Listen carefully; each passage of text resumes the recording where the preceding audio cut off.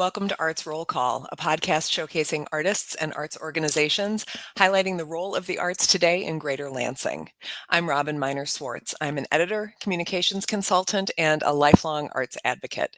And today I'm talking with Courtney Millbrook. Courtney joined the Lansing Symphony Orchestra as executive director in October 2009, and under her strategic leadership, the LSO eliminated significant debt obligations and gained new sources of contributed income and increasing earned income through ticket sales. Courtney's focus on community outreach and consistent high-quality artistic programming and branding have elevated the profile of the orchestra throughout Michigan and across the country. In addition to her leadership responsibilities with the LSO, Courtney is active in the Greater Lansing community. She's a member of the Lansing Rotary Club, where she served as club president and president of the Lansing Rotary Club Foundation, and she's currently a board member of the University Club of Michigan State. Recently, Courtney has been a volunteer for the Mayor's Arts and Cultural Advisory Commission, Athena Wynn, Educational Child Care Center, also known as EC3, Montessori Children's House, Habitat for Humanity, Grand Ledge First United Methodist Church. She's served as a judge in the MSU College of Music's Running Start competition and as a peer review panelist for the Michigan Council for Arts and Cultural Affairs. That's a long resume. Courtney, welcome to Arts Roll Call. Thank you. Thanks for having me. That is a long. I thought maybe they'd edit that down. Yikes. I like all that stuff. It's really great context, especially for someone, we talk on this podcast quite often with the people who are creating art. And it's not often we talk to the people who are managing an entire organization of artists. And so I like hearing all of that context about what it takes to do this job. So along those lines, could you start by telling us a little bit about yourself before you got to the Lansing Symphony Orchestra? Sure, absolutely. So pretty much my entire career is in nonprofit and arts management. Really, I began with the American Cancer Society out of college. I taught English for a couple of years in Japan, so that was a fun couple of years after college. But came back and worked for the American Cancer Society and found I really loved the nonprofit community work. That moved into a job with Meyer Gardens in Sculpture Park, which was a phenomenal place to be and learn about all things art and administration. There I was director of development marketing, and then really wanted to come back home. So I grew up in Grand Ledge, and we were living in Grand Ledge at the time, still are. And so I said, well, what opportunities would there be back in this area? And that's where I came to Wharton Center. So I was there for about a year and a half before I came to the Lansing Symphony Orchestra, and been here ever since. And that's somehow 16 years ago, which seems completely impossible to me. Me too. Yeah. I don't know what happened. Everything is in a blink. You can't convince me otherwise. Absolutely. What have been some of your biggest changes and challenges that you've experienced in your time with the symphony? Well, for me personally, just a really steep learning curve when it came to orchestral and classical music. So folks always, when they don't know me, say, oh, are you a musician, or is that your background, or were you in band in high school? And I'm like, no, I was a bit of a jock. I played sports, but I always loved musicals and the arts. I remember, seeing Annie at Wharton Center from the balcony when I was little. So had those really wonderful audience experiences, and so came to it from that perspective. So just learning that and learning the business of orchestras, which is unique even within the performing arts and arts world. So that's been fascinating for me personally. Professionally, coming in 2009, we thought that was a real shakeup economically. We had no idea what would happen in, 10, 11 years. So there's definitely been challenges with things we can't control, like the economy and pandemics, things like that. But main challenge is just coming in and working on creating a stable organization, something that's sustainable, and such a community asset. So many people really invested in it, and how can we continue to build on that and make it last for another 95 years? Mm-hmm. Well, along those lines, can you talk about how the LSO's programming has evolved in the time that you've been there? Sure. So we've always, our core programming has always been classical orchestral music. So for folks who don't know, orchestral can take on a lot of different meanings, but when we talk about it, we're talking about an ensemble that could be 50 to 75 to 80 players, violins, violas, strings, woodwinds, brass instruments. So really wonderful sound. Playing classical music. That's been what we've done for over 95 years. Even before I came 15 years ago, the Lansing Symphony Orchestra and other orchestras across the country started doing more pops programming. And not just, Boston pops, classical, what you hear on 4th of July, but things like music of the Beatles or Rolling Stone, or for many people of my generation, Gen X, that's John Williams music, which we think is classical music because Right. it's really complicated orchestral music. So, Mhm. Star Wars and Harry Potter and all of those things. So that shift, and it's not even separate anymore. I think that's something in my time here that's really become apparent. Like, we segment things, but the audience doesn't necessarily, right? Like, they're coming to hear the music, they're coming to hear the orchestra. And whether that's listening to Mahler or Beethoven or John Williams or, Broadway music, they're experiencing that as an audience member listening to Lansing Symphony Orchestra. So I think, and I see that across musical genres, right? Like, it's just, people aren't just listening to hip hop and then listening to country or just listening to, classic rock. People listen to everything. Mhm. So how we approach that as folks who perform and produce concerts has been interesting, and we've certainly mixed it up. And probably even a bigger thing in terms of programming is not necessarily changing what we do, but where we do it. So we've been really fortunate to step out of the concert hall over the last few years. Some of those forced changes were because of the pandemic, right? So we couldn't perform inside for a good amount of time.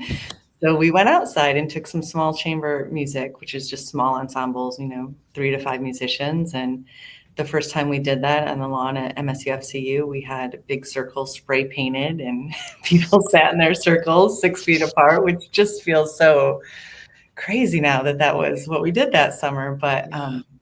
But what it also did was introduce us to a whole new crowd of people who just wanted to listen to music and be in community. And they thought, well, gosh, I kind of like this. I could come and hear this at Wharton Center. Like, so this is what you do? Yeah, this is Right. what we do. Like, it's not scary. It's not like something you won't understand. You'll enjoy it. So as we've had those opportunities to, bring our programming to people, but you can't bring all 75 or 80 member orchestras, but you can do smaller things to introduce folks. And so that's been really helpful. Well, and part of your ability to be nimble like this and to be in different challenging and new places in the community is you've been a longtime member of the Arts Council of Greater Lansing. Can you Mhm. talk about that relationship and why it's important to the symphony? Yeah, absolutely. I think the Arts Council can be a bit of everything to every artist and arts organization. So that's what's been really fantastic to me. Obviously, on the surface, you're like, oh, they're this wonderful agency who helps grant funds to organizations, and maybe that's your first kind of segue into meeting them. And then you go to some mixers or you go to some, workshops or some professional development opportunities, or I send my staff to those. And you begin to form these networks of folks that you wouldn't meet otherwise, right? But that everybody's in the community, everybody's an artist. So we hear about things like All of the Above, Hip Hop Academy, and we come into contact and we think, well, gosh, you guys are doing really great music and we're doing really great music. I wonder if we could ever do anything together. And so these things kind of just percolate, and you just kind of have them at the back of your head, or you go to different venues and you just have the opportunity to get to know folks in a way that you're so busy running your own organization, or I assume artists are so busy making their own art. But it's really important to step back and see what's going on around you and see how you can collaborate. Well, and part of that starts with reaching youth and getting Mhm. people interested in music of all kinds at an earlier age. And I know that the symphony had its youth program going back in 1947. I believe it was called Linked Up. Well, Um, it's Link Up now. It used oh, to just okay. be a really traditional, just young people's concert, Leonard Bernstein style. But Okay. Oh, yeah, I remember those. Okay. yes, yes. So that was, those were on television, and I think every orchestra in America kind of, modeled themselves after that program. And I Yeah. would say maybe about 10 years ago, I was sitting in the hall and I was like, this is not working. Those are one of those things that I think, you bring your personal to your professional. And Hmm. I'm a mom, and at that time I had kids around that age. I'm like, this would not be getting through to them. But luckily, we have some great resources, and Carnegie Hall is doing something called Link Up. And so we moved to that. The Arts Council is phenomenal with helping fund that kind of move. The kids get their own recorders, they get curriculum, they culminate with a concert at Wharton Center where they're playing the recorder from their seats. It's amazing. So yeah, definitely a way to introduce them to all sorts of things, like playing an instrument, being a great audience member, going to Wharton Center, which I think so many of us take for granted. Mm-hmm. You stand in a hall and you see like a 10-year-old come in there for the first time, and that's really an amazing thing. And then they hear like 75 musicians playing for them, and you're like, whoa, that's a big noise. So all of that, I think, just trying to, and they might not come back to the hall until they're in their 20s, but if they have that first experience, then it's less scary or intimidating the next time. Yeah. It's that threshold issue that so many arts organizations, and I think just a lot of places in general, have in the community, that until you've stepped across that threshold and seen it for yourself, it's hard to envision yourself there. Right. Absolutely. Absolutely. And I tell folks that all the time. We can do loads of things to market, and we can be all over, social media, but until somebody invites you, or you feel welcome by somebody who's there, like, it just doesn't work. Yeah. Yeah. I mean, it goes back to like, you don't turn 65 and immediately love all classical music and start becoming this seasoned concert goer. Right. Yeah, I wish there was that list to buy. Right. Tell me where that list is. Like, that's what I need. Yep. So you go young, and so you just talked about all of the above. You recently partnered with the Robin Theater and All of the Above Hip Hop Academy on some pretty unique projects. How did that come about, and how did that expand your audience and what you're doing as a community symphony? So the relationship with the Robin Theater, again, I can't remember the first time I met Dylan Rogers. Probably an Arts Council thing, or probably when his band played at an Arts Council. So always, again, just kind of like having in the back of my head, like, there's something cool there. And I wonder when that would be something for us, right? Like, not forcing the issue, but just thinking about it, letting things build. So we knew we have a really popular Sunday afternoon chamber series, very traditional and small ensemble music. But we also started getting into working with our composer in residence and Maestro Timothy Muffet programs great new music, if you will, which is music by living composers who are writing in orchestral classical music. And we're like, there's some stuff here that would be really cool, but where could we do that? And so I said to Tim one afternoon, I'm like, hey, come down to the Robin Theater with me. Like, I want to introduce you to Dylan. And like, as soon as we walked in, it was just like, Tim's like, yeah, we need to do something here. And Dylan, being a musician and an artist, has just been incredibly welcoming and understands what it means to work with the musicians. And, the things he programs there are phenomenal. And he has such a trust with the community and his own following. Sometimes when we go places, it ends up being all LSO people who come with us, which is great. Like, I love that. Like, sometimes we have subscribers who are like, I've never been to this part of Lansing. Yep. Really? Okay. But the reverse is true too, right? Like, Dylan has this really great following who just show up at the Robin when they want to see something. They're like, oh, what's going on tonight? Oh, and then the reverse, right? Like, they're like, so this is the Lansing Symphony, or these people play with the symphony. So that's just been really cool to see that really organic growth of, and some of those people will come to the concert hall. They'll come to the big things at Wharton, and others won't ever. And that's okay too, right? Like, they're still Lansing Symphony folks. They're just taking it a different place and enjoying it differently. So I think that's been really neat. The All of the Above hip hop, that also, again, Jose Moore and I met, and I've always talked and really respected what each other do.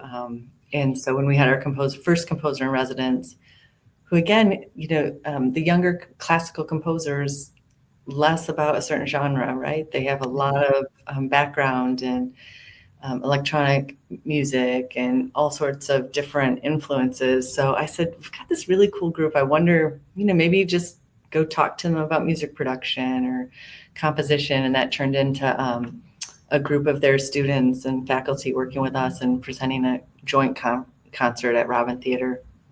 And then we have our new composer in residence. And I said, we got to keep this going.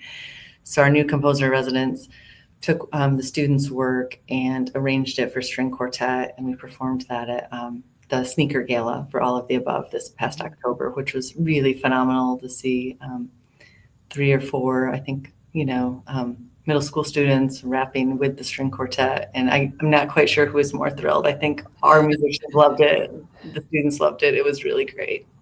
That's so cool to see. I mean, because it shows you the possibility that you Mhm. don't think of if you're only thinking of one lane of any kind of music Right, genre or style or even an instrument or method of performing. right, right. Yeah, it's really cool to see that collaboration and for them to think about different ways, yeah, to make art. Well, you talked about some of the ways that you were getting out in the community, particularly during the pandemic, but can you talk about some of the other ways the symphony's grown or changed through the years that helps Mhm. people experience the benefits of a symphony performance? Maybe they're not going to go sit in a giant concert hall and Mhm. experience it that way. Certainly, just having our musicians out and about in the community, doing the smaller chamber things, showing up at the farmers markets at the Capitol, just providing, I think, that kind of backdrop to living here, right?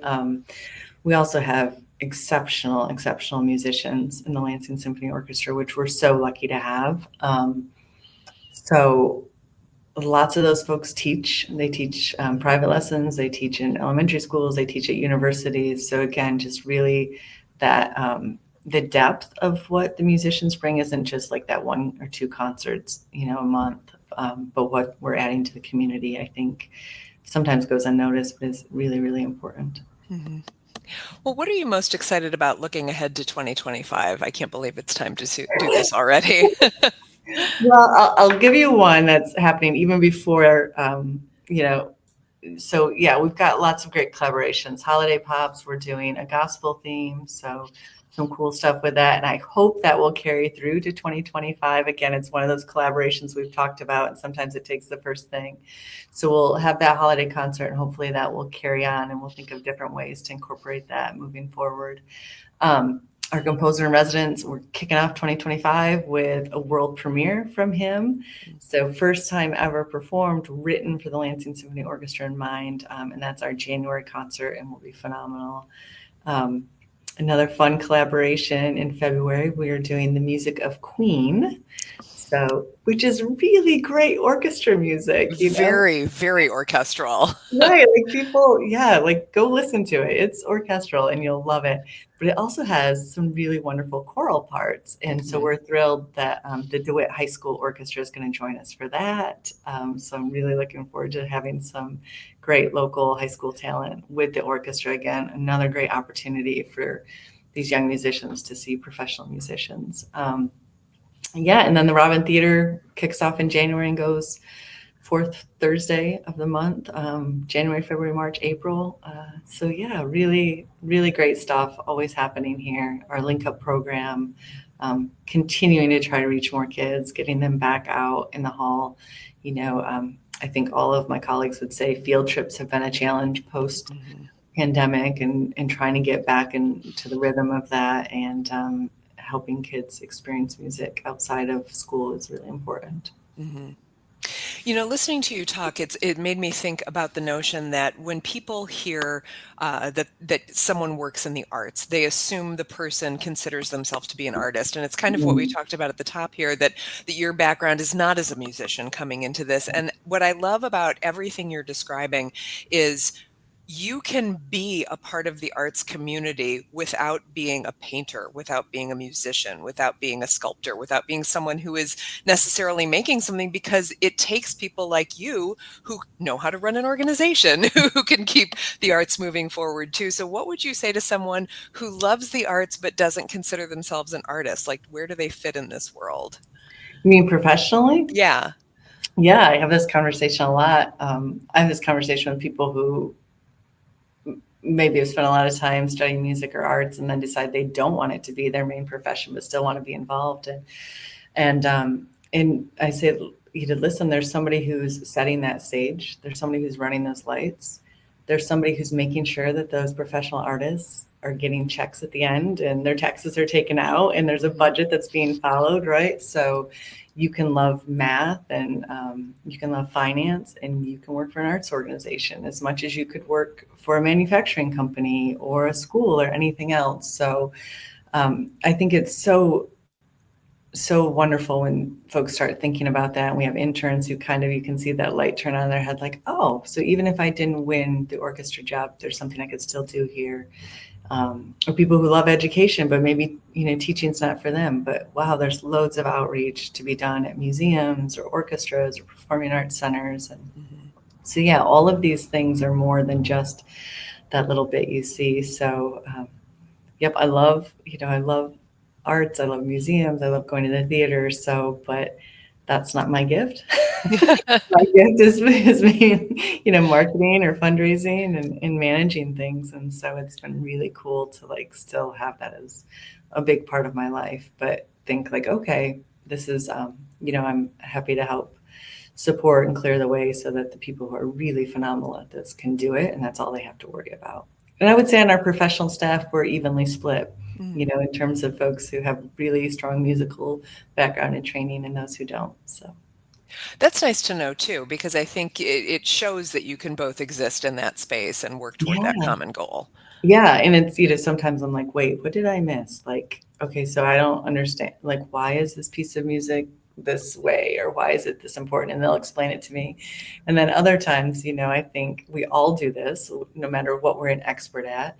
We think everybody is. And so sometimes I have to say, people don't know that piece of music, or people aren't going to understand that. We need to explain that a little bit more, or we need to make this so that you don't have to be an expert to love it and enjoy it. Yep. And that's so important, because I think there is an intimidation factor with lots of forms of art, but I think particularly people who've never been exposed to classical music or a symphony may think that threshold of knowledge and expectation is higher. Oh, absolutely. I will. Yeah, that's my personal story. When I was interviewing for this job, and I was like, okay, I think this is getting kind of far along. And I said to my husband, we better go to a concert. Yeah. We don't like this. This isn't going to work. I tell everybody that. I'm like, just come and try it. I did. And look at me. Here I am, 15 years later. Exactly. Well, and you offer such a variety of things. I had someone explain to me once the notion of season tickets for something like the Symphony or Wharton Center, and somebody being worried, well, what if I don't like all of the things? And she said, I have season tickets to football. Do you think I like how every game turns out? Exactly. And I thought that was a really smart way to frame it. Right. Yeah, absolutely. That's great. You go because you're a fan. You go because you're a fan. And honestly, we all go to things and say, well, I'm glad I saw that, but I don't need to see that again, right? I don't need to hear that. I'm glad I did. That was an interesting 2 hours and I'm good. Yes, exactly. And that's also valuable information. Buy the recording, or I'm going to get tickets to that again, Yes. So everything is a way to kind of expand. And I just, and some people are like, oh, I feel like I might fall asleep. I get so relaxed. And I'm like, well, good for you. That's a great thing to come to too, right? Right. How many things in our lives can we say, I'm going to be completely stress-free and focus on something else for an hour and a half or 2 hours? Yeah, if we can provide that space for people, that's a win too. That's a real gift these days. Yeah. Mm-hmm. So Courtney, where can folks find out about the symphony online? Yeah, so the easiest place is just go to lansingsymphony.org. And that has all our upcoming events, how to buy tickets, program notes, so you kind of know what music we're playing. And then also on Facebook or Instagram. You can follow us on both of those spots. They'll give you a little bit more behind the scenes stuff sometimes. So that's kind of fun to follow us on those channels as well. Great. Well, Courtney, thank you so much for taking the time to join us today. I really enjoyed hearing more about your background and about just all of the cool things the Symphony is doing in and around our community. My pleasure. I really appreciate just another platform that the Arts Council gives us in Lansing to share what's happening and support arts and arts organizations. Absolutely. Well, this podcast has been a production of the Arts Council of Greater Lansing. To learn more about them, go to lansingarts.org.